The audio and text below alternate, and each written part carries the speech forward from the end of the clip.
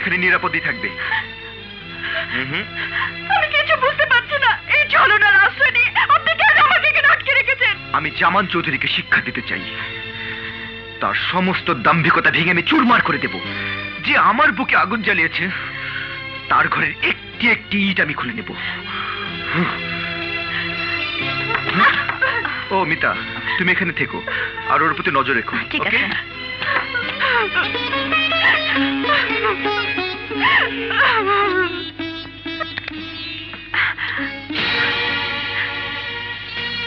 আমাকে বন্দি করে রেখে তোমাদের কি লাভ? তুমি কি বিনা লাভে বিত্তশালী জামান চৌধুরীর বাড়িতে ঢুকেছো? জামান চৌধুরীর পাপ তোমাদের সবাইকে স্পর্শ করেছে। তার হিসেব তোমাদের প্রত্যেককে দিতে হবে। বিশ্বাস করো, আমার নিজের ভাগ্য সেখানে নিয়ে গিয়েছে। সেখানে উঠে তুমি তোমার ভাগ্যকে গড়েছো।